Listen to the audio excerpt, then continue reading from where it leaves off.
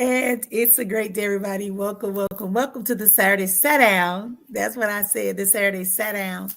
I like saying the sat down because it reminds me, of how our elders, at least when I was growing up, would say, sit down somewhere. What's your problem? Sit down somewhere. You're going too much. Sit down now. Right. So instead of sit, it was sat down. So I like to show the value and the beauty of language. And that's what this conversation today is going to be about here on the Saturday Set Down with yours truly, Marion Afua. One of the things, I also want to give a shout out for Hoodoo Heritage Month. And I did an article and a vlog, I think it's what it's called, a video blog, and an article that I submitted about Hoodoo Heritage Month. And I think it's really important for us to reclaim the languages and the terms that we were able to give to ourselves, to our practices, to our culture, to our events. So welcome in everybody and thank you for being here. Also want to invite people, if you want to know more about me, if you want to have an opportunity, you can come and spend some time with me in my academy. And you can learn and we can have deeper conversations. I host retreats. I do coaching, training, diversity training, things such as that allow you to kind of grow. And I think in this climate, I don't think I know. And in this climate, there really is a need for us to get a better understanding of what is actually going on. I was saying to one of my friends and former colleagues, we were having a conversation, and I said, we have a whole generation, if not two generations, of people that have no clue of their history and their experience in this country. So as a result, people just kind of are finding themselves in this ideal of nationalism, not understanding that the nationalism can't exist because it's already decompartmentalized. So this conversation they were talking about today is about language, right? Like why language matters, why history matters, why we need to engage in conversations that are based on facts and not just based on feelings, right? Or ideologies and falsehoods. So what prompted today's program is that I was listening to someone sent me a video and said, hey, don't you talk about this word a lot? And it's called Age. And I also sing a song. It's a popular song made by DeVito. And so I often explain to people that that's more than, welcome in everybody, it's more than, just a song that you can vibe to, right? It's a term that's used in a multiplicity of ways, right? Sometimes that word is used to describe the power of the feminine energy, the mothering energy. And sometimes it's just the marketplace. It's abundance, it's energy, it's the flow, it's the vibrancy. So this person was doing this talk to their congregation, and they were saying that when you say that word is not a good word to say, that it's like a bird. Matter of fact, he said a blackbird that's coming and pecking away at whatever prayer, whatever process. And in that moment, I went, whoa, like in 2025, we still are carrying the indoctrination and the self-hatred and the lack of intellectual, cultural awareness and worthiness to know that we don't have to put and instill fear. And even as I was preparing, I heard somebody say something like it just feels better for me to say Odulamari. It feels better for me to say that out my mouth than just God, right? Even though we know people have different languages, but it feels better for me to say that. I feel like it takes more energy. It feels lighter. It feels more loving, more adorning, more appreciative, more in line with what I am desiring to experience and bring into my human experience.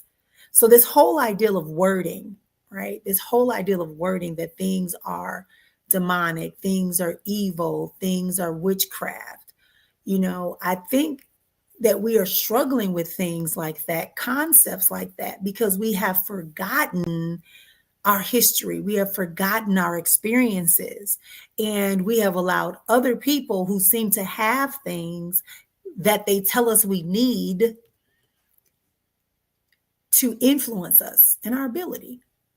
So I want to talk about that today. I want you to talk with me today on that. And I think that a lot of us, all of us, especially those of us that come from humble beginnings or minimalist beginnings, we have difficulties in identifying what is intrusive on our thoughts.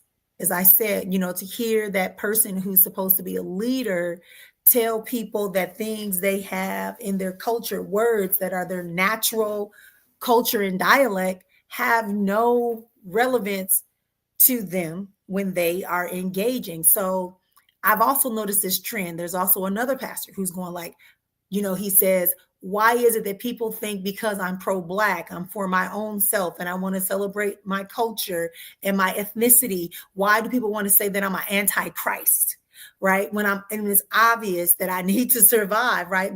Obviously, God made me this way, so I should be honoring. And that's a whole other conversation for a whole nother day. But I want to talk about the power of words.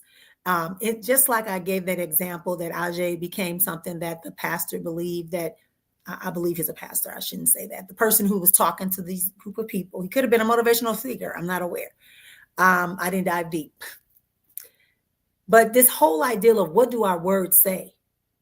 You have what you believe, say, and practice is something that I share with my community, my population. But then when we go back and we look at how many words do we allow to passively enter into our ears on a daily basis? How many words are subconsciously stopping us from progressing in our lives? How many words are denying us the field of plenitude and possibility that we should all be swimming in freely without any doubt? To understand how we move forward, how we elevate ourselves into this higher being, this great life that we are all seeking. But yet people want to bind us with words. I know I can think back. My mother said certain words weren't allowed to be said. You couldn't call somebody a lie. And as I grew up, I was like, why? Why we can't say the word lie? Because there was a time in her life, in her time period, in her mother's and father's time period, that for you to say that could be detrimental to your life. Absolutely, positively, so it is. So we're talking today about how these words, why words matters and why. And because I want to keep it quick and I'm not going to be on here long, but I want to give a shout out first and foremost to my professor who also became like a mentor and also somebody I really appreciate and love. And her name is Dr. Cheryl Tutu. She's a cultural anthropologist and a linguist from the University of Wisconsin, Milwaukee. She was one of my professors. She became someone that just really inspired me to be okay thinking and studying and wanting to ask questions that allowed us to have a greater understanding of who we be. So I want to make sure before I go any further that I say that to her, that I greatly appreciate and honor her for her contributions. As y'all hear me talk about my professors from the university, graduate and undergraduate, all the time. And I want to say that experience that I went through at the time I went to college was so unique. I'm sure everybody says that, but it's so unique. And I also have a Saturday Sat Down. We're going to talk about that. Like the differences when my mother went to college, right? Versus when I went to college, when my siblings went to college, the experience, what my daughter is experiencing, my sons are experiencing when they went to college. There's a big difference in that. And that's why I say, if you want to stay because you want to grow. Don't come because you're coming to take away the things that will be a fertilizer to you to widen your perspective, to understand more of who you are. That's what the purpose of the Saturday Sat Down is. The Saturday Sat Down is to give you some fertilizer for all those beautiful seeds that you already have inside of you and those plants that are growing. So welcome in again, everyone. But yeah, I had to shout out Dr. Cheryl Tutu because it's because of her. Yeah, right. That she's one of the people that was very instrumental in me navigating some thoughts and some researches that I wanted to do when people were like, no, we can't do that. We can't do that. We're not allowed to do that. You shouldn't talk like, we can't read. You got to use that research. I'm like, but it doesn't make sense. It's not answering the question, right? And Dr. Cheryl was one of those people that helped me. That's why you see Dr. Marion today. She's one of those contributors, factors to that.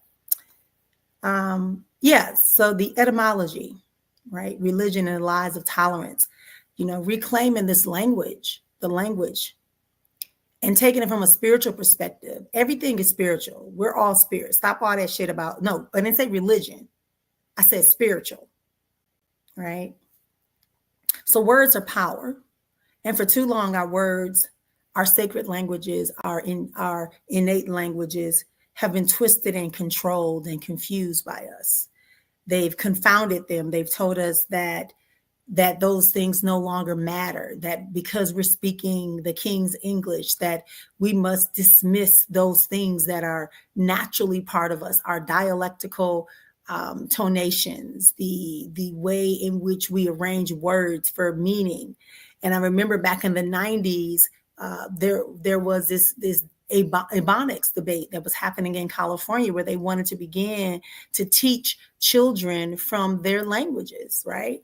And we know now that if you teach a child in their home language first for the first couple of years, they will pick up the other language very quickly. That's why they have all these immersion schools, right? Because children, once they get used to a language, they will make the connection. Even if there's no word, they'll still make the connection, because learning is learning. So today we're going to be unpacking this whole etymology of the roots of words, meaning the roots of words, exposing the lies that have shaped us as we talk about God and spirit and the ancestors and our social political positions. All of this stuff on the Saturday Set Down is relevant for those people who want to grow. I keep telling you, if it's not enough to know something, you got to be able to apply it and make it make sense in your life. It doesn't benefit me to know that I can change a tire. What benefits me is to know how and why I should change the tire, right? I know. And it's okay. You can come and go as you want to, because this might get a little deep, right? A little deep tonight. But the key things that I wanted to chat about was that, how do we look into this ideas about who we are and how language is shaping us, right? What's a sin? What's a witchcraft? What's tolerance? I thought about this today. I thought about this today, and when I said the Puritans, Pilgrims, the Puritans came and escaped England and were allowed to come to this continent known as North America, because they wanted to practice their religious beliefs freely and their rituals freely. So they were seeking freedom.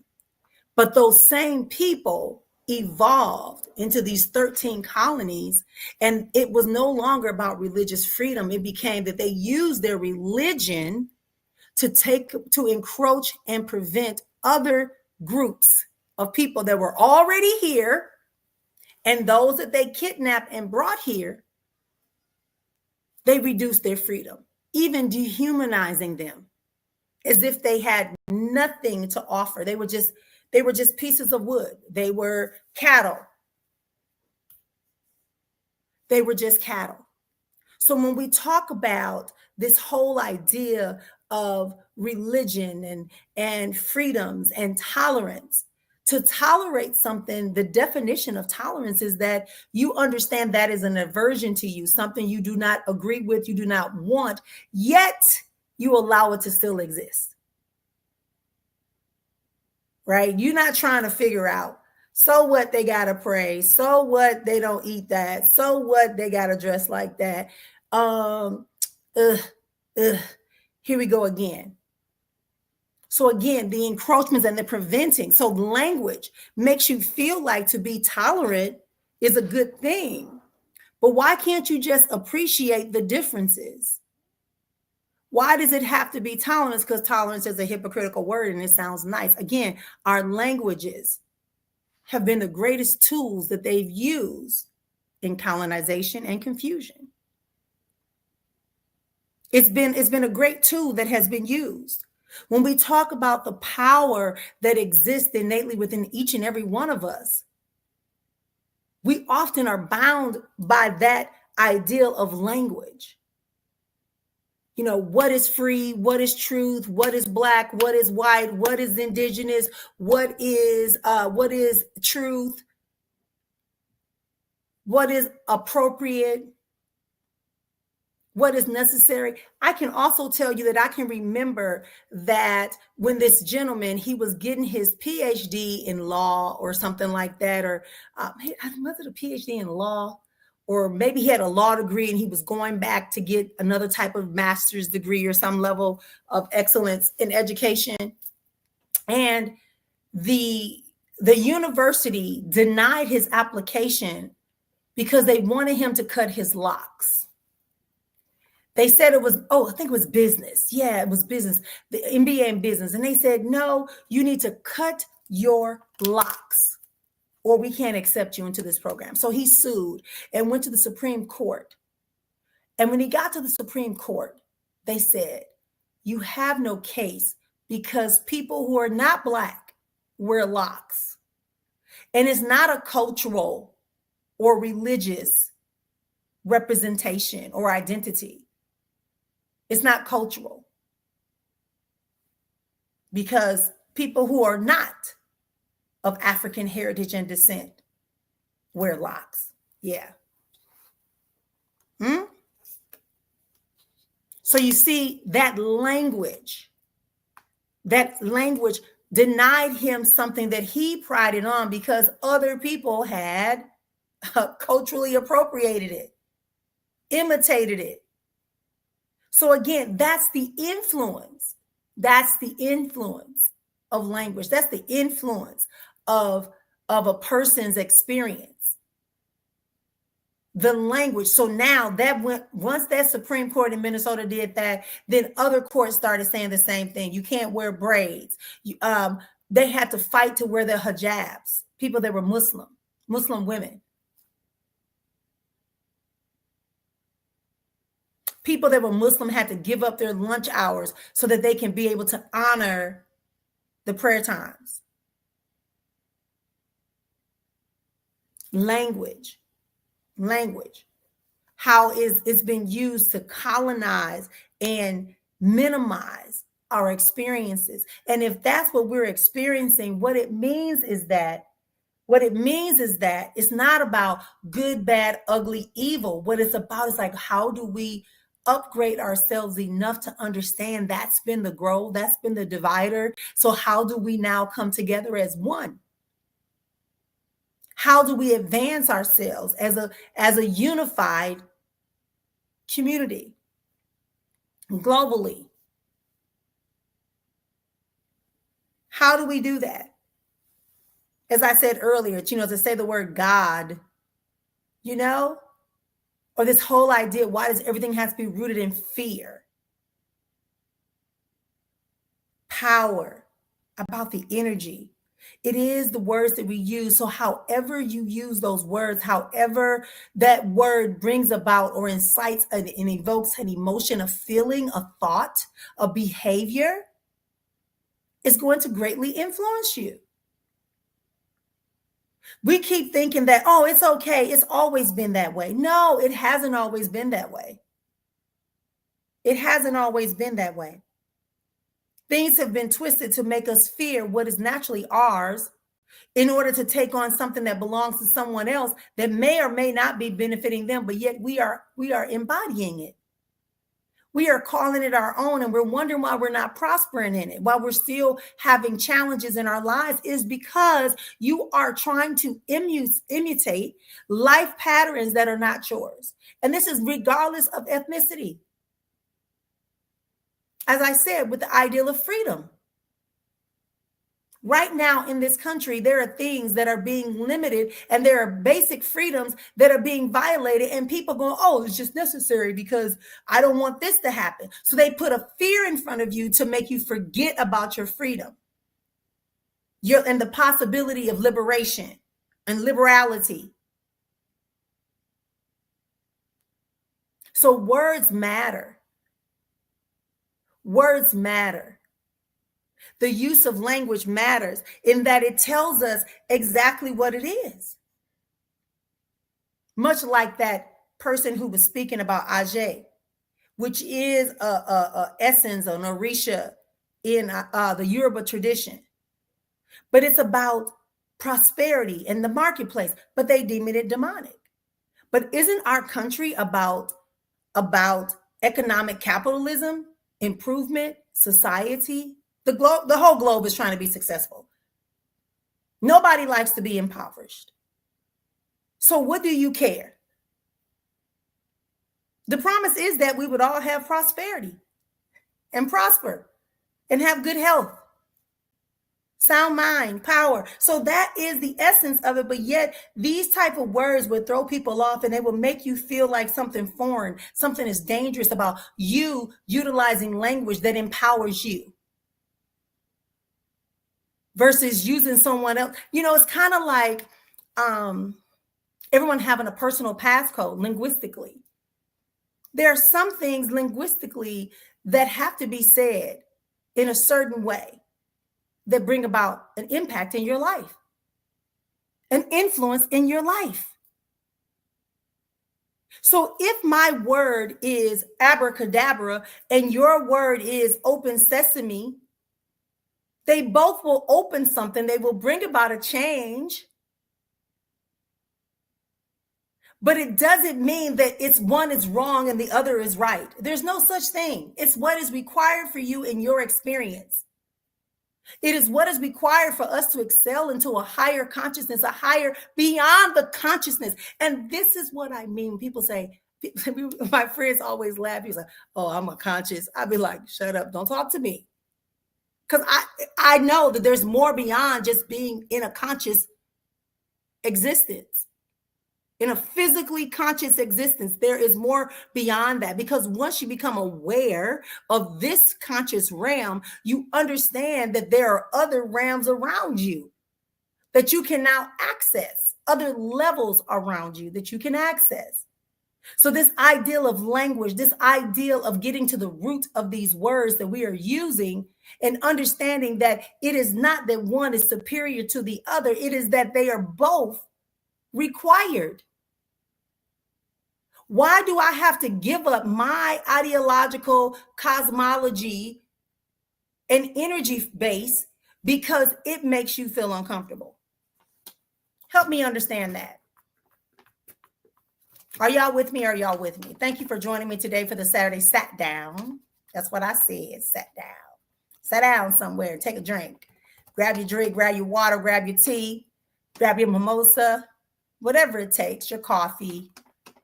Whatever it takes for you to come and have this moment with me here on the Saturday Set Down. I am Marian Afua. This happens every Saturday. Today, we're talking about how words can be weaponized and minimize the quality of our freedom, our longevity,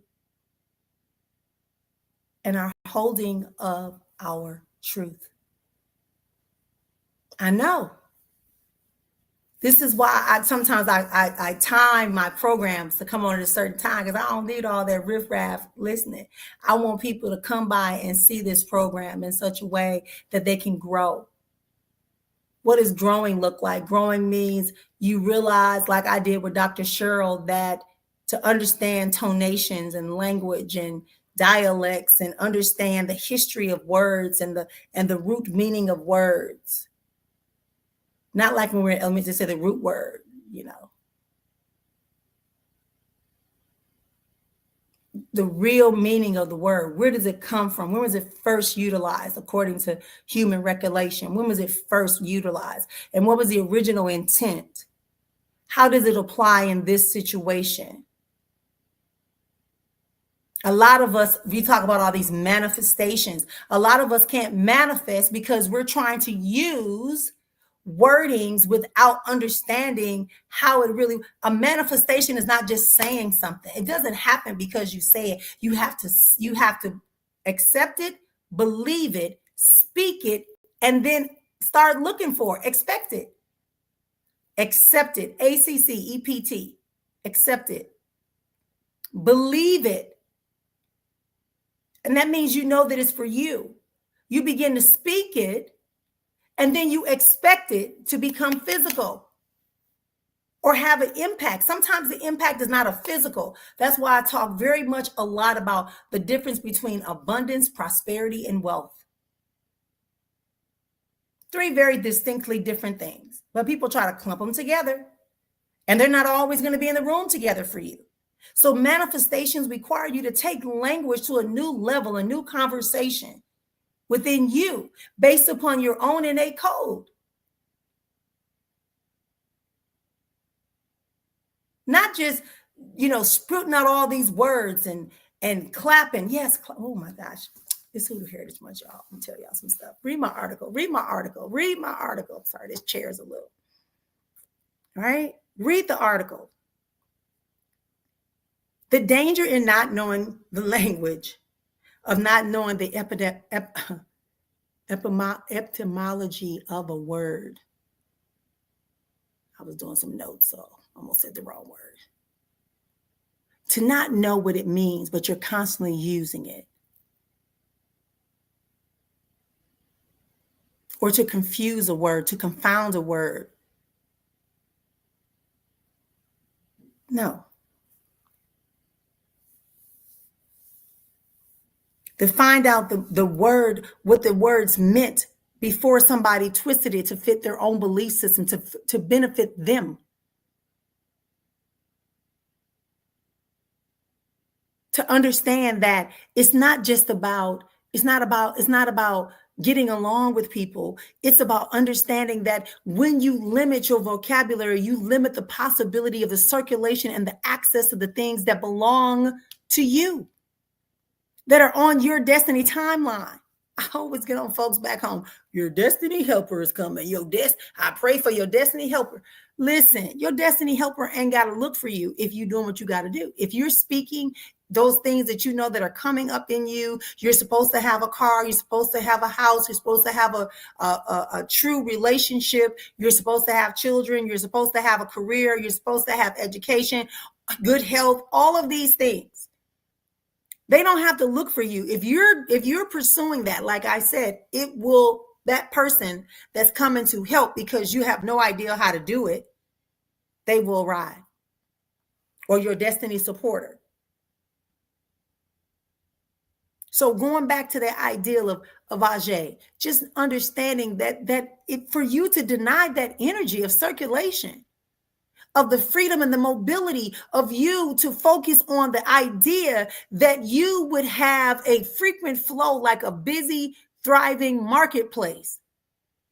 Now they got us all online buying stuff. Nobody really goes out into the marketplace anymore.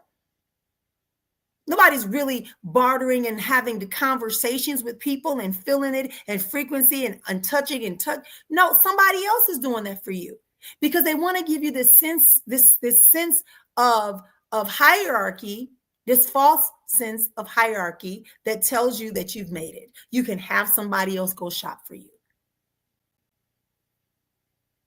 So they get to pick and choose the quality of your food. They can tell you it's organic if you're looking for organic, but it doesn't have to be. How would you know? Because everything is not housed in a container, and everything that says organic or natural is not. So you've given away your freedom with the ideology of proving that you have made it. And this has happened a lot. As I said, I went all the way back to the beginning. But the Europeans and the missionaries came into contact with this, and they couldn't handle the concept of having this feminine energy. As I said, Ajay is not just the marketplace. In another form, it could be maternal, feminine energy. It could be the elder women come. It's 5 different variations of it. So because they couldn't handle this concept, right, they wanted to vilify it. They didn't like the ideal of you saying that you could have your own collective wealth and power.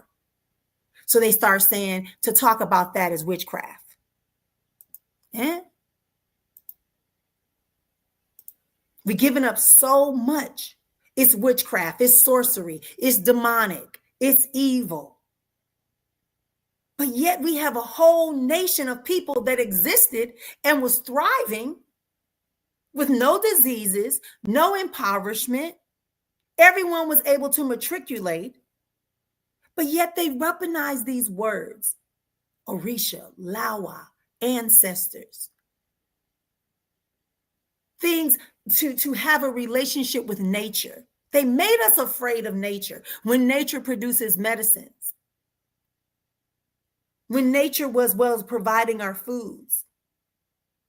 This whole ideal of witchcraft that we have taken on, and we laugh at it comically, and then yet we had this is it Rollins? I forget her first name. Wrote this whole thing called this series called Harry Potter, made millions of dollars off of it in multiplicity of categories, all promoting the ideal of witchcraft. But yet they tell you that your ancestral celebrations, they tell you that to recognize the power of feminine energy, or to recognize the power of Ogun, who's able to clear path, or to talk about someone like Shango, who's about justice. See, they don't want you to have that, because for you to recognize that somebody somewhere was so strong and held so much tenacity and so much and persevered so much and advanced so much that you are here today is not what they want you to say. Witchcraft in the Old English, that's Old English. The craft of the wise is what witchcraft means. The cat, oh my gosh. Are y'all hearing what I'm saying? Witchcraft in Old English, which comes from England, which is the same people where the Puritans and the quote unquote pilgrims came from. John Calvinists, all those folks, the Puritans, all of those folks, in their English, witchcraft means the craft of the wise. So there's no way they want you to say anything that means that shows that you're wise, that you understand nature, the relationship with nature and your body, the relationship with something spiritual. Because they want to be, oh my gosh, the ideal of fetish. How many of y'all heard the word fetish? I know we use it a lot back home. Fetish, the fetish priest, the fetish, the fetish, the fetish. And they wear it like it's a bag of honors, but it's not, because the Portuguese introduced that word into the colonization process. And it just simply means, is it politico or something like that? Politico is what it actually is in Portuguese. And it means a sacred made object. A sacredly made object. A sacredly made object. Sacred. Sacred. So where did that come from? This whole ideal of idols. It came from the Greek word ibadalin, meaning image. And they twisted that to understand that that means that that's a false god. What? And then we're back to that word tolerance. Tolerare, which is from Latin, meaning to endure a burden. That's not love. That's not what we do when we see like I give the example, I was on a plane ride and this baby, I promise you, cried the entire 4-hour flight. I'm telling you, this baby cried and I couldn't do anything about it. I couldn't do anything about it.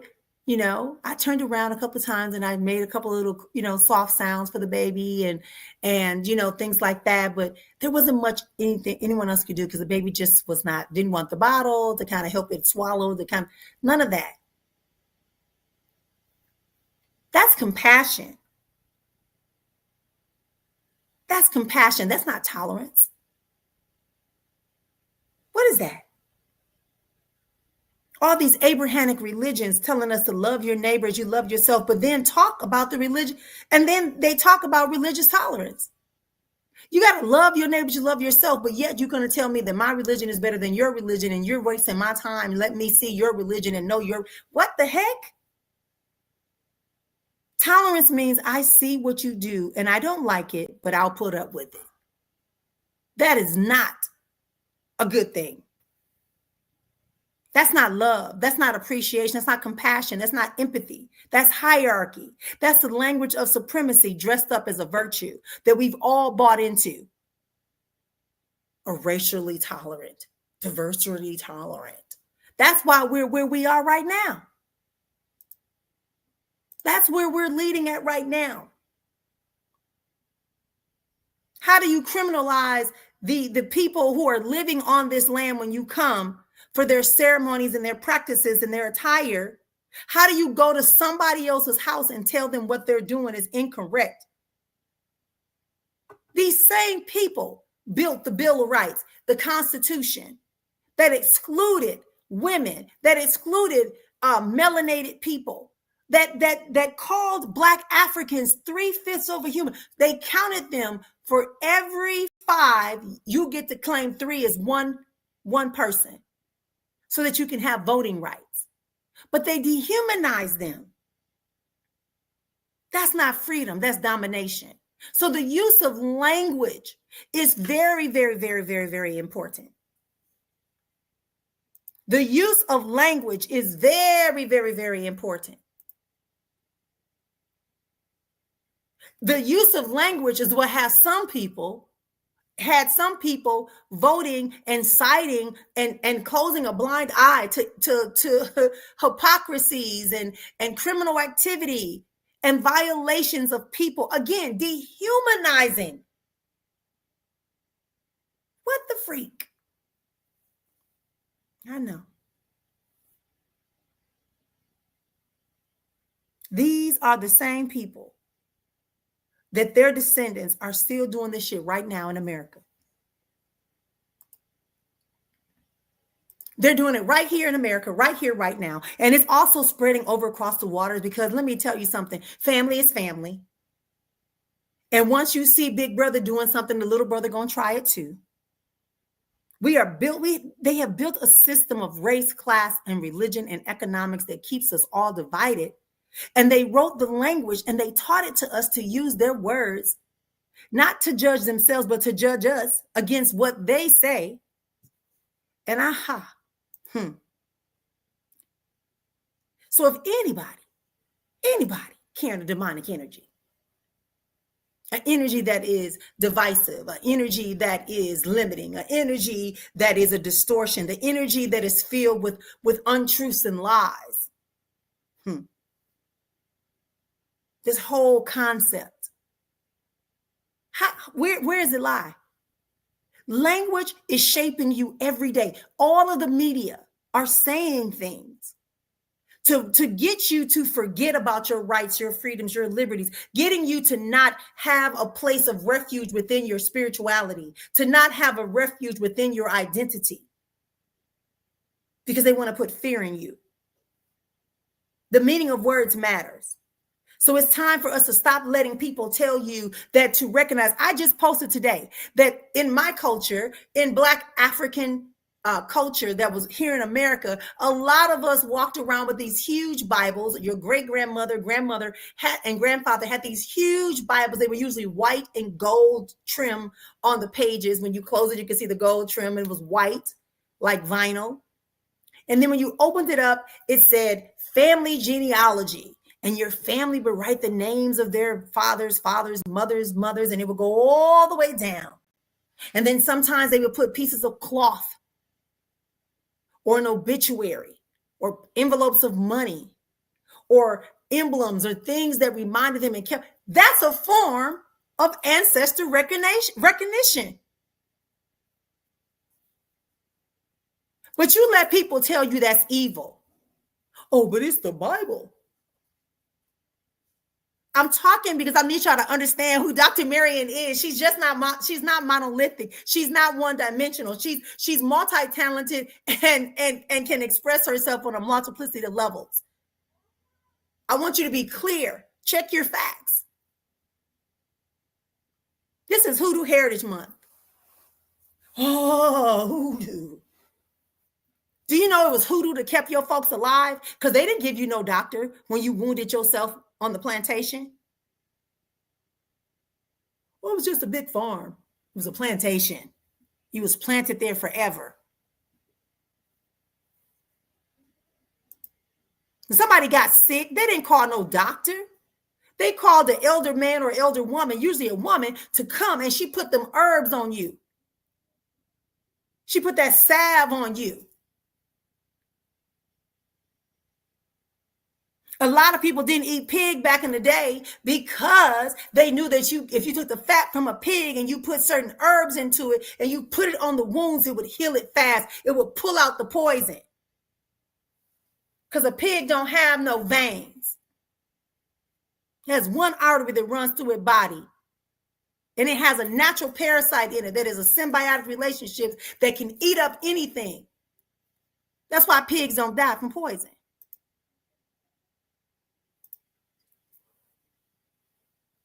So we have to ask ourselves, what language are we allowing to trap us into fear, trap us into doubt, trap us into the knowings about who we are? Who is defining what is and where did it come from? No, we don't need tolerance. We need truth.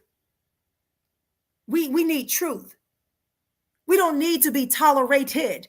We need to be respected and honored for who we are individualistically.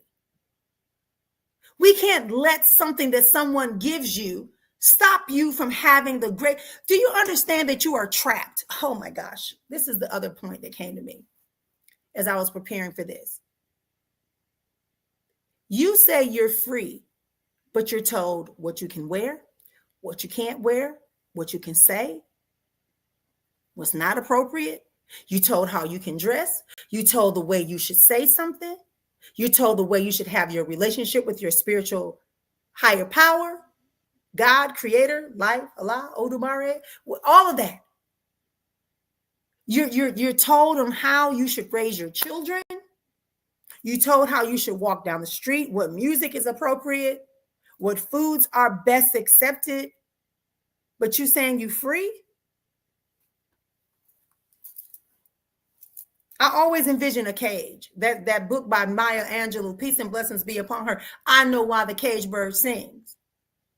Because that's the one thing they can control. They can control the movement of the bird that's in the cage, but you cannot control the vocal cords. And some of us are exercising these vocal cords.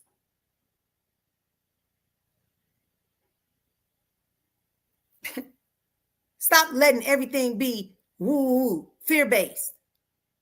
Stop it.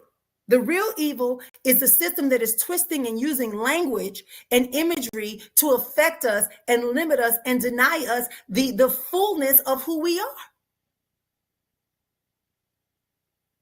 The fullness of who we are.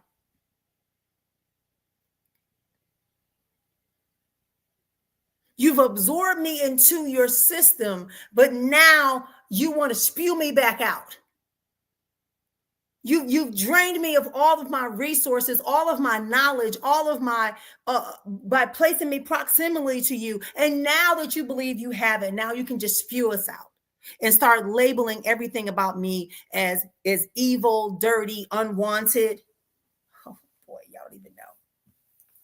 Kathy, I'm about to start back up my mimosas with Marian sessions again. So get your car, get ready to be driving a little bit. You know, I move, so. You know, y'all get ready. If you in Arizona, y'all know what I'm talking about, marrying with mimosas. Because we have to stop this idea that a word means nothing. You know, when it ain't had us saying that sticks and stones may break my bones, but names, words will never hurt me. Are you kidding me? To say that you are not who you are, to say that you are not, you're not applicable to this particular standard or this particular experience. Y'all better come on. The meaning of words.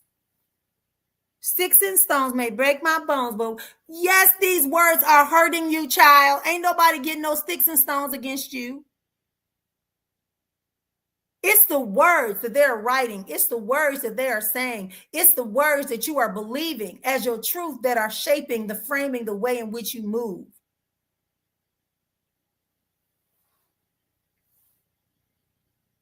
What are these words that we holding on to, this ideal of freedom? Where does it stem from? How are we embarking on this journey for evolution, evolvement, expansion? Why do I have to wait until I move into the back into the spirit realm to enjoy freedom, liberty, love, prosperity, when it's already written that I'm supposed to have it right here, right now, in this space? Who told you it's only for certain people? Who? Release yourself from the bondage of other people's words, ideas, fears. The meaning of words. The meaning of words.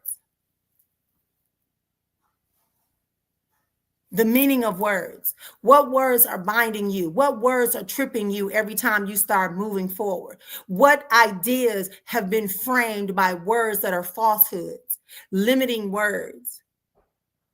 I will tell this story until I can no longer tell it again, and then we're going to be wrapping up very quickly. And I do want to take any questions or comments from anyone that's listening.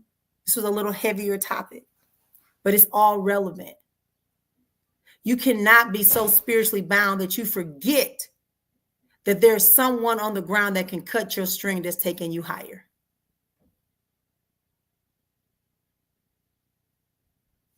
I had graduated high school. For those of you that everyone knows that I was a teen, well, not everyone, but if you're close to me or know me or read my bios, you know that I was a pre-teenage parent, right? And a teenage wife. So I was in the honor society and they wanted to induct me. But can you believe that the National Honor Society did not want me to come and take my award, the highest GPA in the whole high school? As a matter of fact, in my city, they put me in the paper as the person who had the highest GPA across all the high schools in my major metropolitan city. But they did not want me to walk across to receive my National Honor Society award. In the ceremony, we had a private ceremony. It's a private ceremony before the graduation. They did not want me to participate because I was pregnant.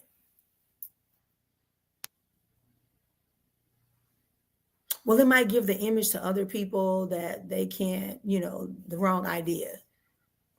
Okay, no problem. So they gave my certificate, gave my cords, let me eat, that kind of stuff.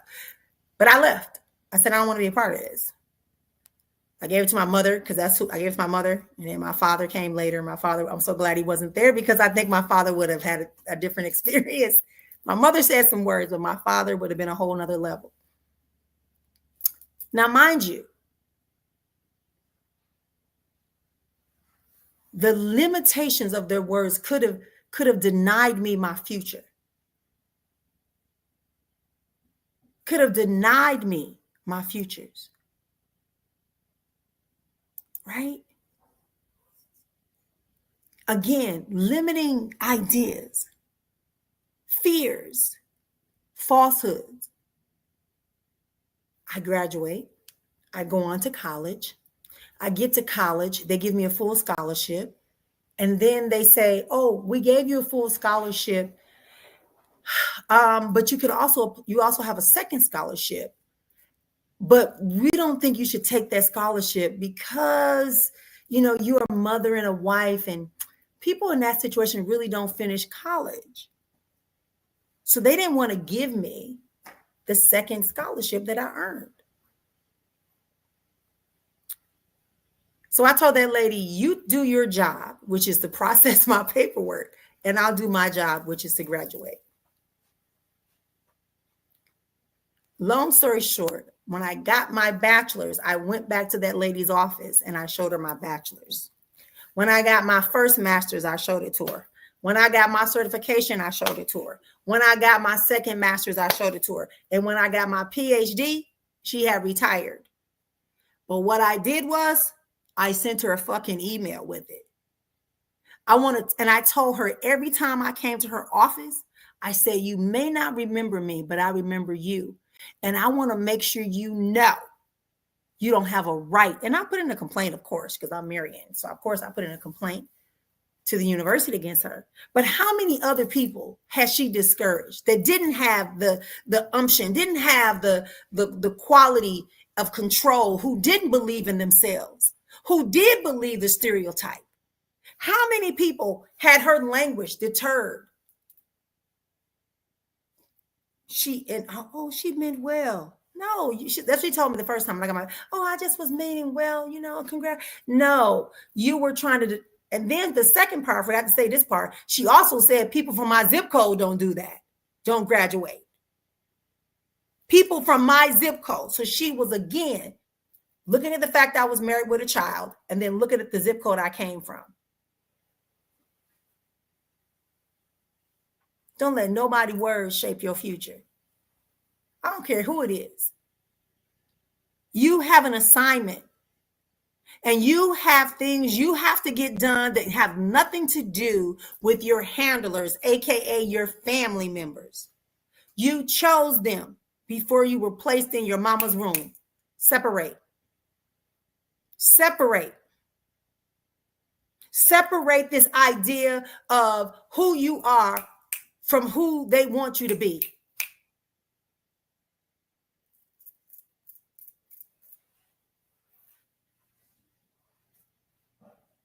Be who you are supposed to be.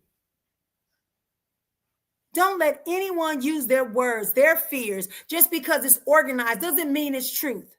Just because it's popular doesn't mean it's the best. How? How? In that book I wrote, Seeking Escape, I wrote that book and I kept things in there exactly the way they came out my mouth. It's organized. People say, oh, you got typo on page, blah, blah, blah. Or this paragraph doesn't, I don't give a confound. I want you to know that when you are seeking escape, you are usually in survival mode. And when you're in survival mode, you don't always have time to make sure your makeup is perfect. You don't have time to make sure that your teeth are brushed. Sometimes you may not have time to do what people want you to look like. You are seeking escape. And that's what keeps me thriving too. Oh, I've never been there before. No one's ever done this before. Think back. For me as a Black African descendant, I think about the thousands of Black Africans that took into their hands the idea to find freedom and liberty. And they had to trust people that looked just like the people that had enslaved them to get to that freedom. But yet they did it. And I'm encouraging you. Ask yourself today, what words, what messages from your family, from your friends, from your religious community, from your social groups, from your ethnic groups, from your gender groups, what words about finances are ruminating in your head, about romantic relationships, about friendships? What messages are inside of your head? What words are running in your mind that are trapping you like a caged bird? Because you're singing, you're forgetting about those bars. But what if I tell you that you could use your beak to pick that lock?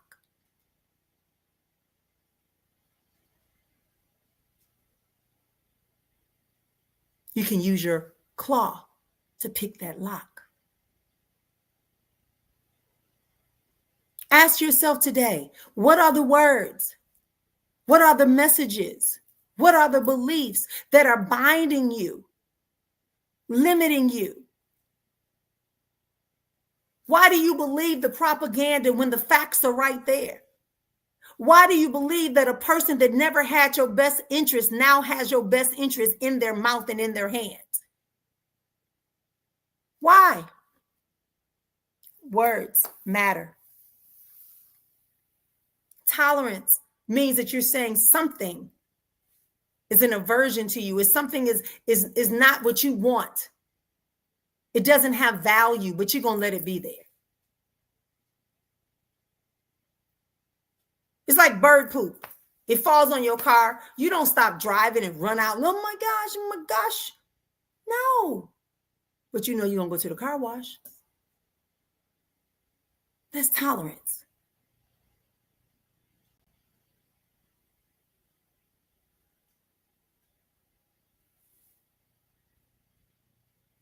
Doesn't mean you appreciate it. Doesn't mean you're going to go find the bird and thank it. Or the bird is going to come to you and apologize. No. That's our conversation today here on the Saturday Sat Down. Ask yourself why those words are those words. Same thing with sin. What is a sin? What is a sin? Who defines what is a sin? That's a whole nother conversation. Why is it not appropriate? You don't want me to dress a certain way because it makes people inappropriate. Make people act inappropriately, I should say. So why are you talking to me? Talk to them. I'm going to end with this. They say they want all these people that's immigrants. Oh, I forgot the ones that's here illegally, right? Okay. But why you just change the H-2 visa that says if you want to be an agricultural worker, we'll give you a visa?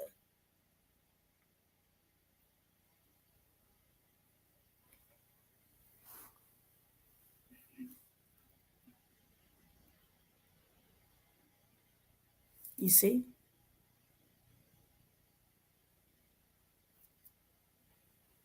It benefits them. So whose words?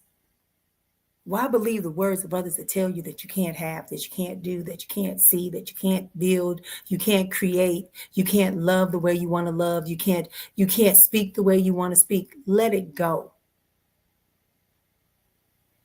You're not evil because you want to talk about your ancestors, or you want to put out a picture, or you want to name your child after your grandfather, your mother, your brother. You're not evil for that. You're not evil because you don't want to give them a name that is similar to their. No. I purposely named my children what I named my children because I did not want them to be associated.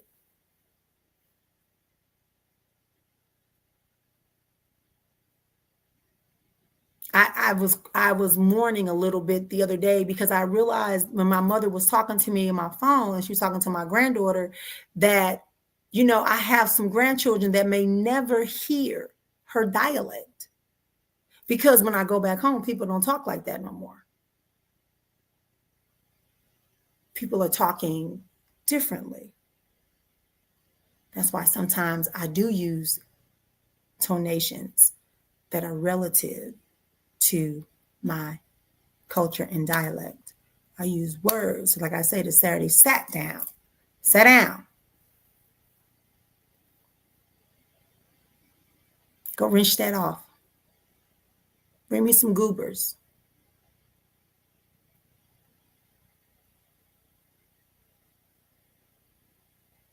Realizing that I grew up eating Brazil nuts and remembering that that's not what my grandparents and my mother called them. I didn't know it was called Brazil nuts because the name that we heard coming up was very derogatory and evil. But I like Brazil nuts. If you know what I'm talking about, type of one.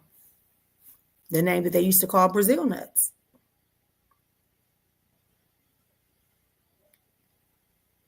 Have a great day.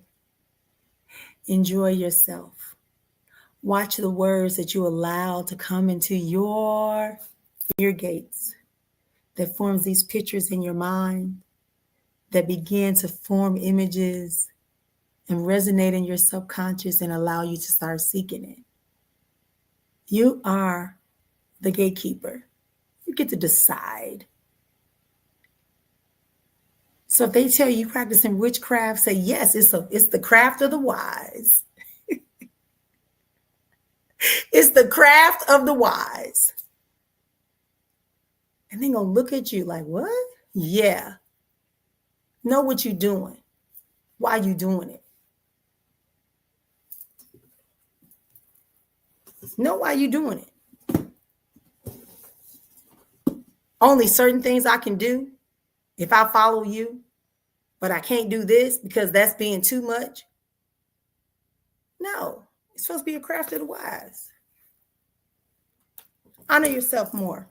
Celebrate yourself more. Celebrate your people. This is Hoodoo Heritage Month. And I want to tell y'all again, it's celebrating all the things. It's bigger. It's not about curses. And people say, oh, it's about curses. It's about hexes. No, it's not. It has nothing to do. It's about the fact that there were people who understood the relationship between nature and humans. Because they understood the signs, right? There wasn't no tarot cards. There was bones. There were shells. There were rocks that were thrown and marked to give information. There was dust that they wrote in the messages with symbols. There were herbs that were used to cure things, to protect, to be worn as protection. There was jewelry that was created to symbolize that you were in harmony. Those white gloves in church for the ushers, those white handkerchiefs that waved in the church with the mothers, the wearing of white on the first Sunday, all of that is our heritage. And there are things, even my friends that are in Colombia, that are in Costa Rica, that are in Mexico, all of Puerto Rico, they have similar practices because they took us everywhere. So don't run from that which you are. Maybe that's where our challenge is at, is that we've run so far away from that which is ours. And I tell that to my cousins. I'd be like, you got your genealogy right here. Here it is.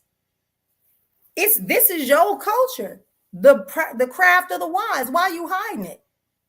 Nobody ever said they were going against the original creator. Nobody said that. Okay. Thank y'all for joining me today for the Saturday Set Down. I'll see y'all again next Saturday. Leave me some feedback. Leave me some comments. I know some people are watching. I see y'all watching. I know some things you don't want to be on take, and that's okay. Just stay tuned. Share it out. Watch it. Like it at the end. Create you a fake account, anonymous post, and leave me some feedback from this conversation today about the power of words and how this ideal of tolerance is a lie. It's detrimental to our growth and unification as a group, as a people, as a nation. It's your household. All right, y'all, take care. We'll talk again real soon.